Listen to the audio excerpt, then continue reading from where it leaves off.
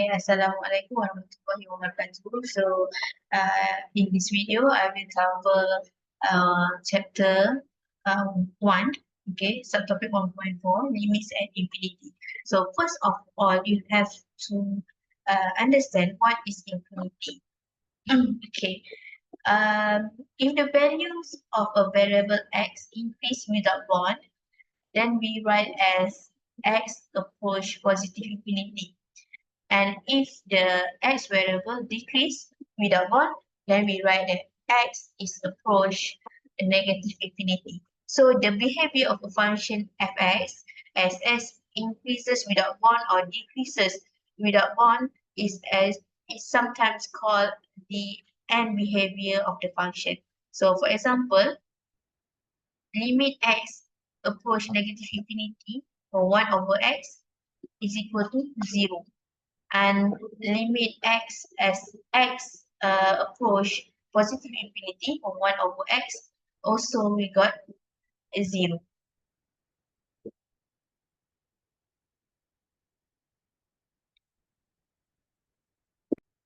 Okay, dalam bahasa mudahnya, kalau positif infinity ni kita boleh gambarkan satu nilai yang sangat besar dan negatif infinity ni pula satu nilai yang sangat kecil. So, kalau kita punya, contohnya kat sini x approach negative infinity. So, kita satu bahagi dengan nombor yang sangat kecil, kita akan dapat 0. Okay. Dan kalau kita ada satu nilai yang sangat besar, so satu bahagi dengan nilai yang sangat besar, kita akan dapat 0 jugalah. Okay. Okay, boleh perhatikan table 1.3.1. Okay. For example, we have x. Okay. X negative 1, negative 10, negative 100, negative 1,000, and negative 10,000. Okay, so for 1 over x, negative 1, negative 0.1, negative 0.01, negative 0.001, negative 0.0001. Okay, so as x approach a negative infinity, the value of 1 over x increases towards 0. Okay, ini kalau maksudnya kalau kita macam tak boleh nak gambarkan, table ni adalah untuk orang kata increase your understanding what is about negative infinity and infinity. And then if our x is 1, 10, 100, 1,000 and 10,000, so 1 over x is 1, 0.1, 0.01, 0.001, 0.0001. So as x approach positive infinity, the values of 1 over x decrease toward 0. Okay, in general, we will use the following notation. So limits at infinity, if the value of fx eventually get as close as we like to a number L as x increases without bound, then we write as limit x approach positive infinity fx is equal to L. Or we can write fx approach L as x approach positive infinity. And similarly, when our x, decreases without bound, so limit x approach negative infinity, fx is equal to L, or fx approach L as x approach negative infinity.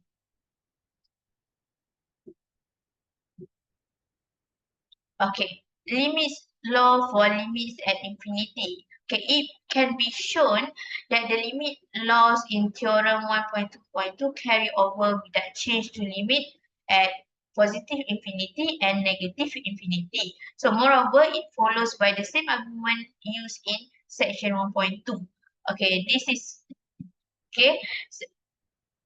that if n is a positive integer, then limit x approach positive infinity for fx to the power of n. So limit x approach positive infinity fx to the power of n. Okay. Limit x approach negative infinity fx to the power of n is equal to limit x approach negative infinity fx to the power of n. Okay, provided that indicated limit of fx exists. It also follows the constant can be moved to the limit symbol for limits at infinity. So if we have limit x approach positive infinity k fx, okay, we know that k is the constant. So k is equal to k times limit x approach positive infinity fx. Okay, and sama juga kalau x approach negative infinity. So limit x approach negative infinity k fx is equal to k times limit x approach negative infinity fx. Okay, so provided the indicated limit of fx exists. Okay, benda ni boleh kita, okay, law ni boleh kita apply dengan syarat, okay, limit of fx tu memang wujud.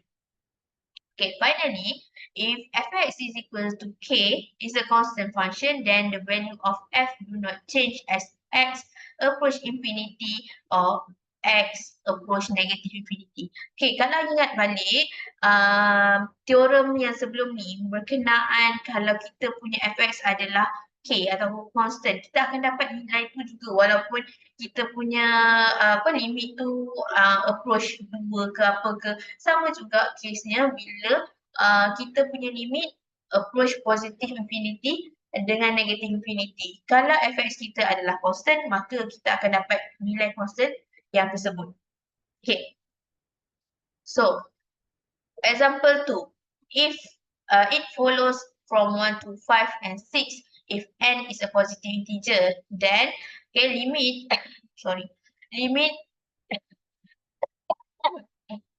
x approach positive infinity for 1 over x to the power of n is equal to limit x approach positive infinity 1 over x to the power of n.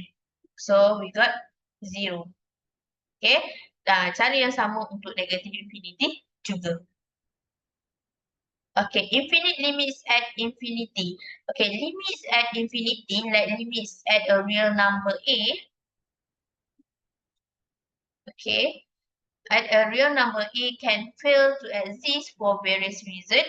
Okay, one such possibility is that the values of fx increase or decrease without bound as x approach positive infinity or x approach negative infinity.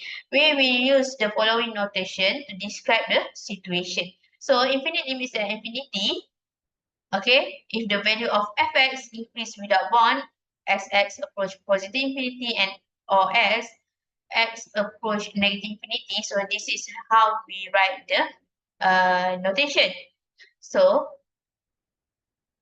as appropriate, and if the value of fx decrease without bound as x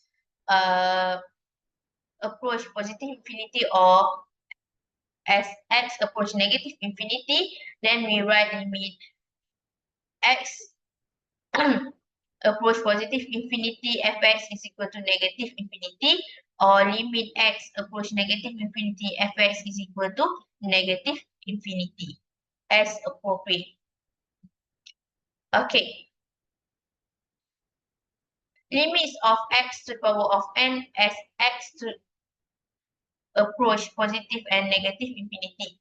Okay, figure 1.3.3, okay, this figure illustrates the end behavior of the polynomial x to the power of n for n 1, 2, 3, and 4. These are special cases of the following general result.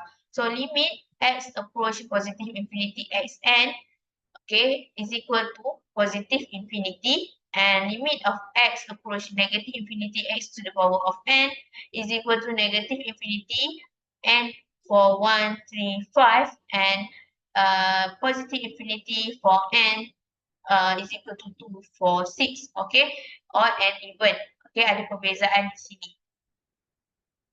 Okay, awak lihat kat sini. Okay, this graph is this function is y is equal to x. Okay, limit x approach positive infinity, we got positive infinity, and when x approach negative infinity, okay, we got negative infinity. Okay, dia akan ke sini kan, line kita kalau panjang kan, kalau x kita makin besar kita punya line pun makin positif. Kalau kita punya X kita negatif infinity, okay, ke sini dia akan makin negatif nilainya. Okay, kita lihat pula untuk Y equals to, okay, Y is equal to X square. Okay, this is our graph. So limit X approach positive infinity for X square is equal to positive infinity, and then limit for X square, limit X approach negative infinity for X square is equal to positive infinity. Okay, untuk kita punya function X square ni, kita tahu yang akan sentiasa, okay, kita akan squarekan. So, yang negatif pun akan dapat positif. Okay, dia akan macam ni je kan. Jadinya, kita akan dapat nilai dia positif infinity. Macam mana pula untuk Y equals to X cube? Okay, limit X approach positive infinity, X cube, we got positive infinity. This part. Okay, kalau kita punya X approach negative infinity, kita akan dapat negative infinity. Okay, untuk X to the power of 4, dia macam Y equal to X square tadilah. Kita akan dapat approach positive infinity pun dapat positive infinity. Kalau approach negative infinity pun akan dapat positive infinity. Okay.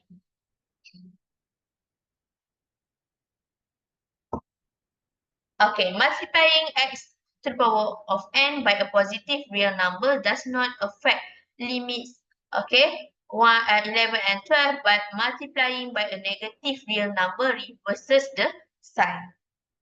Okay, for example, we have limit X approach positive infinity to 2x to the power of 5.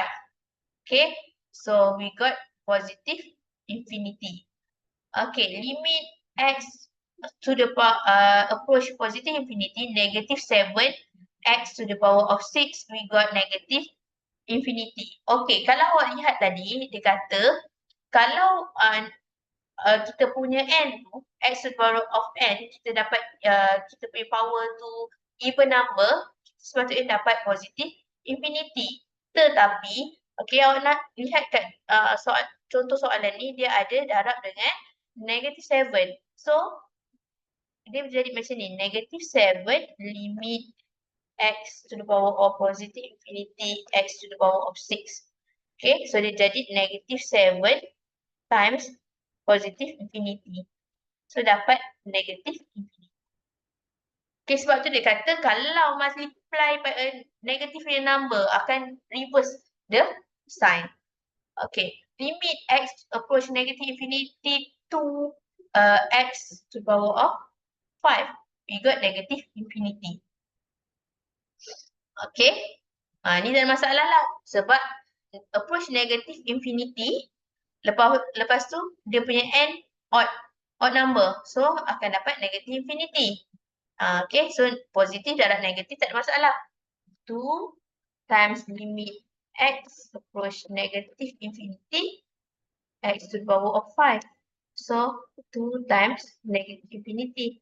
Dapatlah negative infinity juga. Okay, macam itulah juga dan seterusnya. Okay, limits of polynomial as X approach positive and negative infinity. The n behavior of a polynomial matches the n behavior of its highest degree terms. Okay, more precisely, if Cn is not equal to 0, then limit X approach negative infinity, Co plus C1x plus Cn xn is equal to limit X approach negative infinity is Cn X to the power of n. Okay. Okay, example 3. Limit X approach positive infinity 2 to the power 2x to the power of 5 is positive infinity. Okay, limit X approach positive infinity negative 7 X to the power of 6 is equal to negative infinity. Or in redundancy. Sorry. This one. Okay.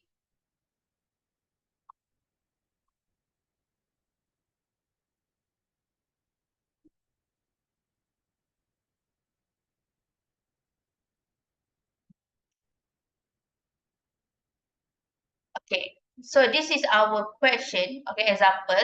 Limit x approach negative infinity for x square minus x over 2x cubed minus 5. Okay, so the first step that we have to do is we have to divide all the numbers with the highest, with x that have the highest power. Okay, so we have x to the power of 3. So all the numbers we need to divide by x to the power of 3.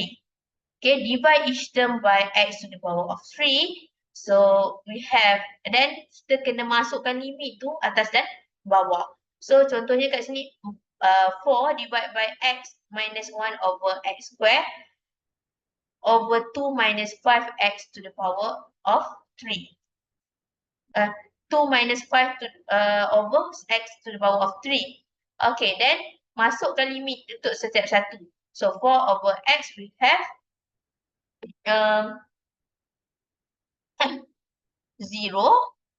Okay, 4 over x. Okay, we have 4 limit x to the power of negative infinity 1 over x. Okay, minus limit x to the power x approach negative infinity 1 over x square over 2 minus 5 limit x approach negative infinity 1 over x cube.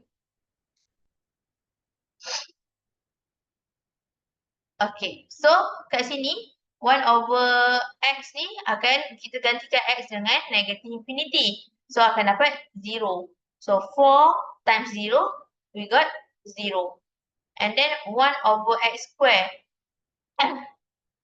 Okay, x square tu jadi negative infinity. So 1 over infinity, we got 0. 2 minus, okay, 1 over x cube ni gantikan juga dengan negative infinity. So 0 juga. So 0, 0.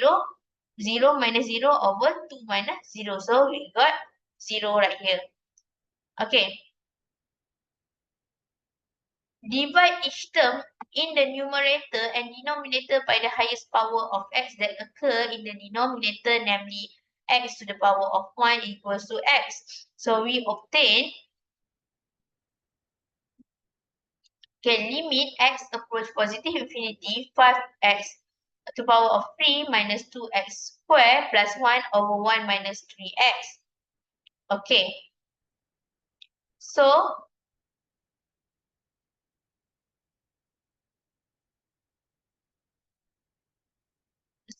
okay. So, divide by x, okay? X to the power of 1. So, we got limit x approach positive infinity 5x square minus 2x plus 1 over x over 1 over x minus 3. Okay, in this case, we cannot argue that the limit of the quotient is the quotient of the limit because of the limit of the numerator does not exist. However, we have limit x approach positive infinity 5x square minus 2x is equal to positive infinity. Limit x approach positive infinity 1 over x is equal to 0. Okay, so limit x approach positive infinity for 1 over x minus 3 is equal to negative 3. Okay, so the numerator on the right side of 15 approaches positive infinity. Okay, this one. And the denominator has a finite negative limit. Okay, we conclude from this that the quotient approaches negative infinity. That is, okay, bila kita selesaikan yang atas, kita selesaikan yang bawah.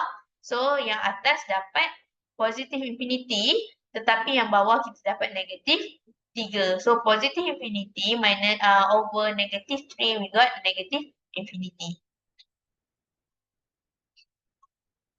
Okay, a quick method for finding limits of rational function as x approach positive infinity or x approach negative infinity. So, since the n behavior of a polynomial matches the n behavior of its higher degree term, so one can reasonably conclude that the n behavior of a rational function matches the n behavior of the quotient of the highest degree term. in the numerator divided by the highest degree term in the denominator.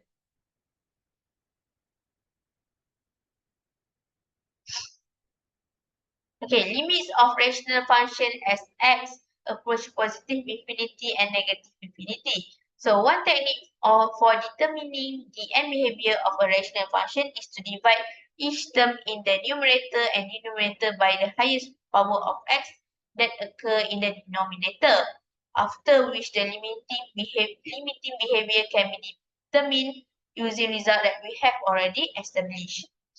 Okay, so this is the example.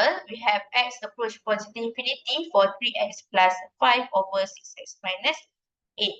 So divide each term in the numerator and denominator by the highest power. So we have x to the power of 1 equals to x. So all the terms need to divide by x. So, and then we have to insert the limit for each term, and then we got, okay, limit x approach positive infinity 3 plus limit x approach positive infinity 5 over x over limit x approach positive infinity 6 minus limit x of approach positive infinity 8 over x. Okay, so kat sini lah yang kena hati-hati, sebab kena ingat yang tadi tu, okay, limit kalau kita masukkan dekat constant akan dapat nilai tu jugalah. So kat sini 3 dengan 6 ni akan maintain lah. Okay, 5 over x ni akan dapat 0. Okay, kalau tak buat kat sini pun dah tahu dah. Bahagi dengan nombor yang sangat besar, dapat 0 lah. Okay, dia approach 0. And then ini pun sama, bahagi dengan nombor yang sangat besar dapat 0 juga. So 3 plus 0 over 6 plus 0. So we got 1 over 2. So kalau jumpa soalan yang melibatkan infinity, okay, positive infinity dan negative infinity, tak semestinya jawapan awak akan dapat positive infinity dengan negative infinity ataupun 0. So you have to be very careful when do your calculation. Okay, boleh jadi seperti inilah.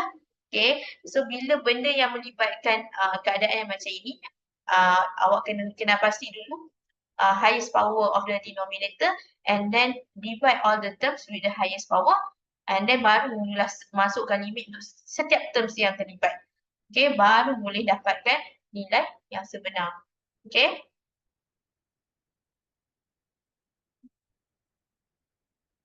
Okay, limits involving radicals. Okay, untuk radicals juga, okay, radicals in both parts it will be helpful to manipulate the function so that the power x are transformed to the power of 1 over x. Okay, this can be achieved in both cases by dividing the numerator and denominator by absolute x and using the fact that square root of x squared is equal to absolute x. So for example, for A, we have limit x approach positive infinity for set x squared plus 2 over 3x minus 6. So for this case, okay, we have to we divide, okay, both denominator and numerator with set x squared or absolute x. Okay, so lihat kat sini. Okay, benda yang sama. Okay, so dia jadi limit x approach positive infinity. Okay, set 1 plus 2 over x squared over 3 minus 6 over x is equal to limit x approach positive infinity, set 1 plus 2 over x squared, limit x over at limit x approach positive infinity, 3 minus 6x.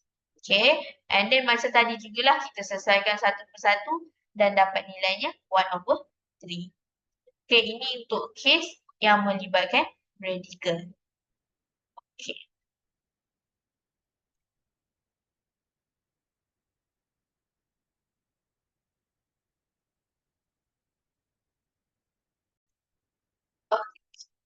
Okay, for next part, okay, we will continue the subtopic that involving continuity. So, what is continuity? The graph of a function can be described as a continuous curve if it has no breaks or holes. Okay.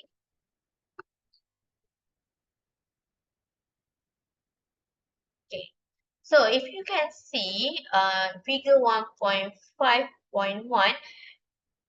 there are four graphs.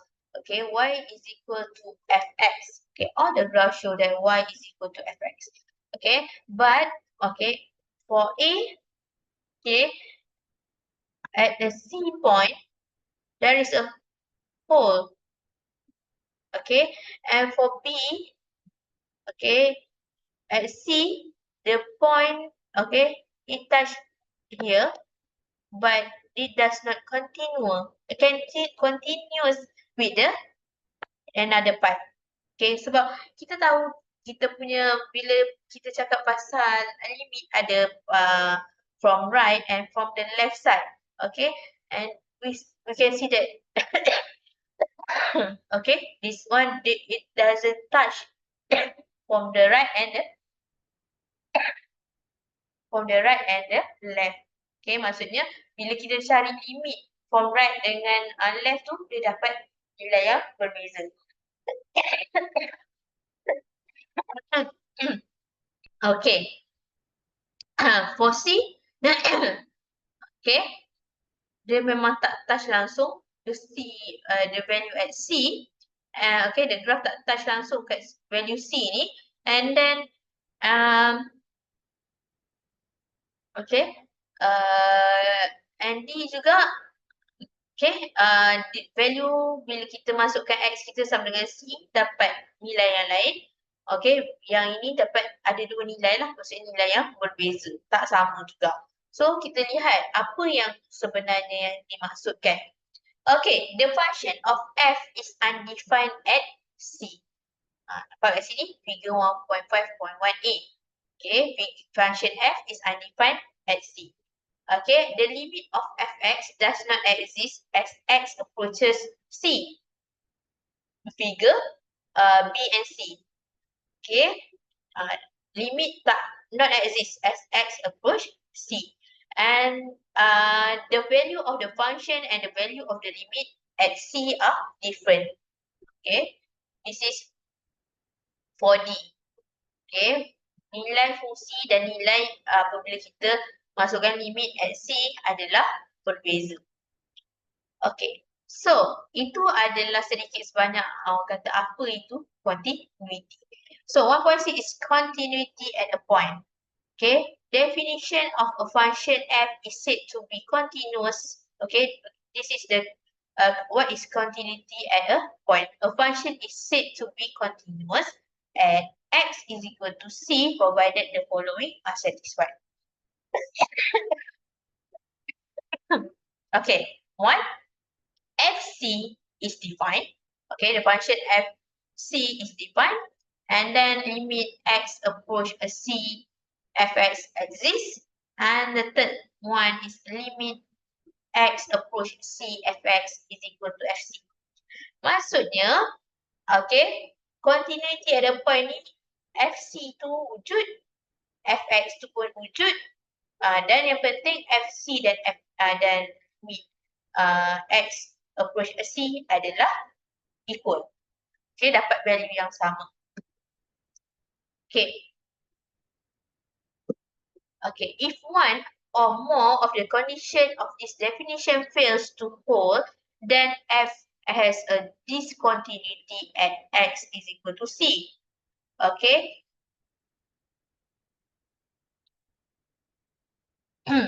Okay, you can see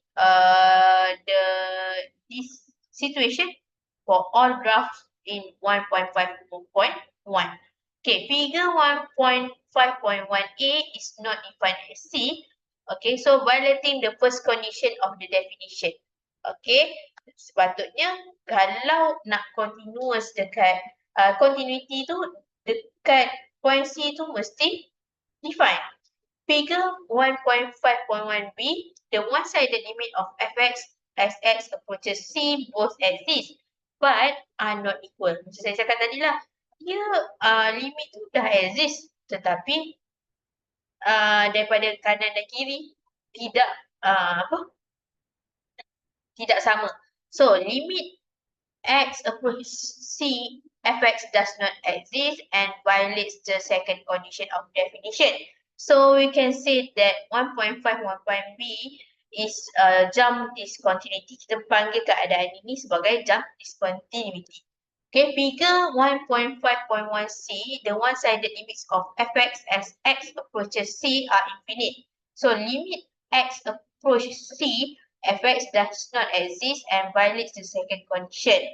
So this is infinite discontinuity. And figure 1.5.1d, the function is defined as c, and limit x approach c, fx exists, but these two values are not equal. So this third it violating the third condition of the definition for continuity. So we can we call it this situation as removable discontinuity. Okay, so let's see example. Okay, determine whether the following function are continuous at x equals to 2. Okay, ada 3 function di sini. Kita ada fx, gx, and hx.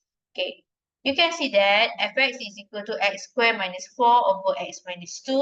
Gx, we have x squared minus 4 over x minus 2, but x not equal to 2. And for x equal to 2, we have gx equal to 3.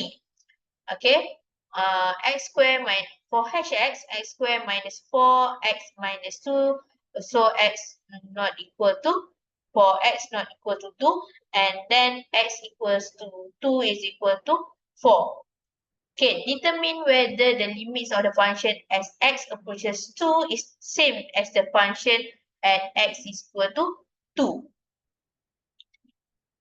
Okay, in this case, all the functions are identical except at x equal to 2. Hence, all the three have the same limit at x equal to 2. Okay.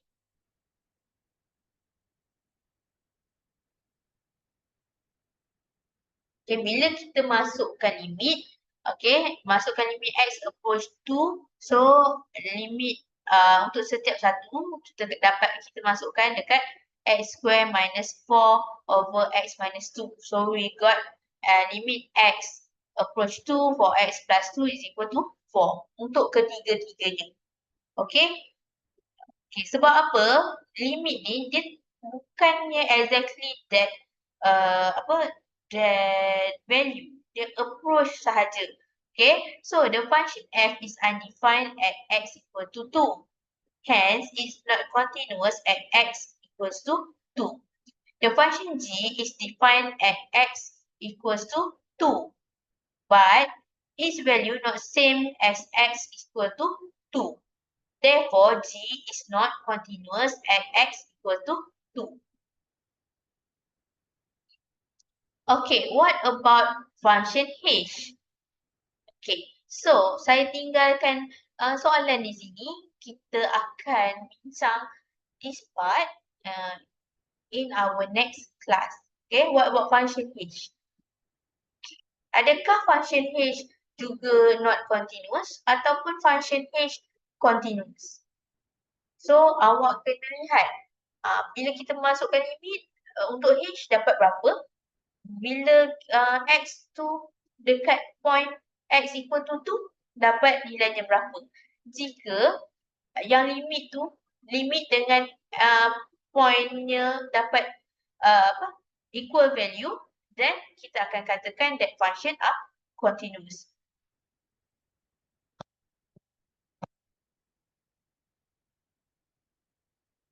Okay. Okay, this part is the last part, which is continuity on an interval.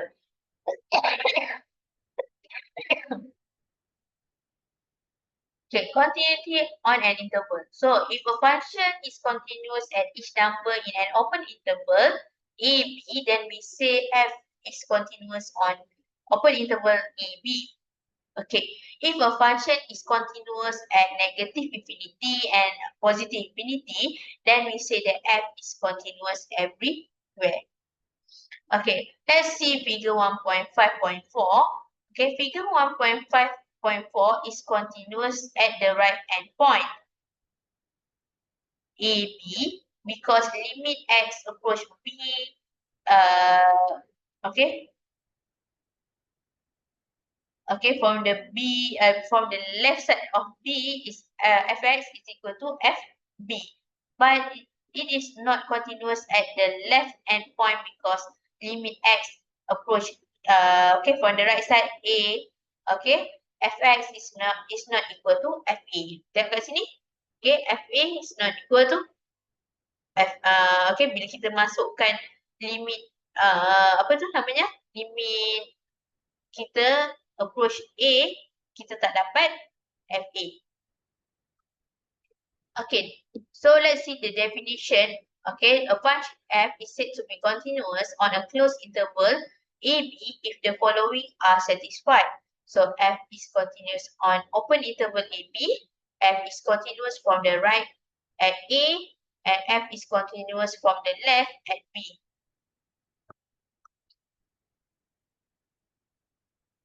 Okay, so what can you say about the continuity of the function fx equal to sed 9 minus x squared?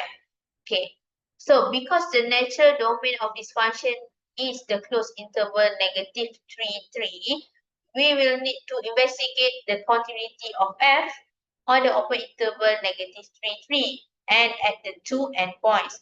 Okay, if C is any point in the interval negative 3, 3, then it follows from the theorem 1.2.2. Okay, limit x approach C fx is equal to limit x approach C sed 9 minus x squared. So we have sed limit x approach C 9 minus x squared. So 9 minus C squared is equal to FC, which proves f is continuous at each point in the interval negative 3, 3. So the function f is also continuous at endpoints since limit x approach from the left, okay, 3 is fx, okay, fx is equal to limit x approach 3, okay, from the left side, sed 9 minus x squared. So sed limit x, okay, approach 3 from the left side, 9 minus x squared is equal to 0. So it's equal to f3. So limit x approach negative 3 for the positive, on the right side, fx, okay, so we got x, limit x approach negative 3 on the right side, okay, sed 9 minus x squared, so we have f is equal to negative 3. So this is the illustration of the graph on sed 9 minus x squared. Okay, so that's all for this 1.4 until 1.7 subtopic 1.4 until 1.7. Okay, we will discuss more in class, okay, face-to-face class. So any question regarding your tutorial, we will discuss together during our lecture.